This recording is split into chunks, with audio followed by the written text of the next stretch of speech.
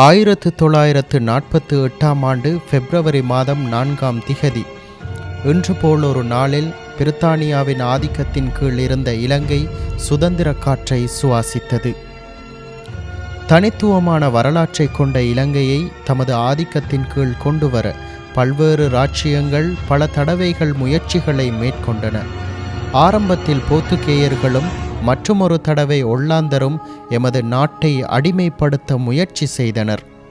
இந்நிலையில் 1796ஆம் ஆண்டு ஒல்லாந்த கோட்டைகளில் கூலிப்படையாக செயற்பட்ட மியூரன் படையின் ஒத்துழைப்புகளை பணத்திற்கு பெற்றுக்கொண்ட ஆங்கிலேயர் இலங்கையின் அதிகாரத்தை கைப்பற்றி கொண்டனர். ஆனால் இந்து சமுத்திரத்தின் முத்தான இந்த தீவினை முழுமையாக ஆக்கிரமிப்பது பிரித்தானியர்களுக்கு அவ்வளவு எளிதான ஒன்றாக அமையவில்லை. அந்த முழு அளவிலான அதிகாரத்திற்கு தலதா மாளிகையின் ஆக்கிரமிப்பு அவசியம் என்பது சம்பிரதாயம். அதே போன்று கண்டி ராஜதானியின் போர் தந்திரங்கள் என்பன பிரித்தானியர்களின் எதிர்பார்ப்புக்கு சவாலாக காணப்பட்டன. ஆனால் ஆங்கிலேயர் ஆட்சியின் முக்கிய விடயமான பிரித்தாளும் தந்திரத்தை வெற்றிகரமாக முன்னெடுப்பதற்கு நாயக்கர் இன மன்னருக்கும் உயர் குலத்தினருக்கும் இடையில் காணப்பட்ட கருத்து முரண்பாடுகளை பிரித்தானியர்கள் சாதகமாக பயன்படுத்தி கொண்டனர்.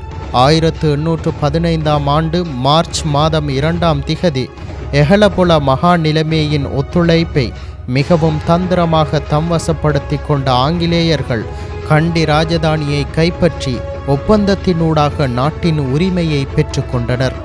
1818ஆம் ஆண்டு இடம்பெற்ற கிளர்ச்சி மீண்டும் இந்நாட்டு மக்களை விழிப்பூட்டிய முதல் சந்தர்ப்பமாகும்.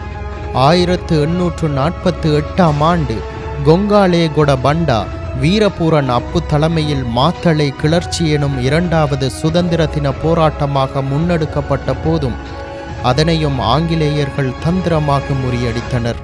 1917ஆம் ஆண்டில் ஆயுத போராட்டத்திற்கு பதிலாக இலங்கை தேசிய சங்கத்தின் ஊடாக அரசியல் ரீதியிலான போராட்டம் மற்றும் அனகாரிக தர்மபாலவின் சமூக வழிகாட்டல்கள் மூலம் மக்கள் மத்தியில் ஏற்பட்ட எழுச்சியும் சுதந்திர போராட்டத்திற்கு புதிய வலுவை சேர்த்தன.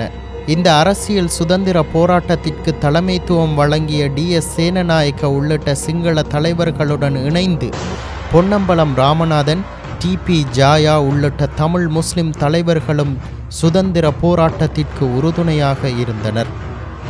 இறுதியில் 1948ஆம் ஆண்டு பிப்ரவரி மாதம் 4ஆம் திகதி பிரித்தானியாவின் ஆதிக்கத்தின் கீழ் இருந்த இலங்கை கௌரவமாக சுதந்திர காற்றை சுவாசித்தது. இவ்வாறு கிடைக்கப்பெற்ற சுதந்திர தினத்தின் முதலாவது விழா எவ்வாறு கொண்டாடப்பட்டது?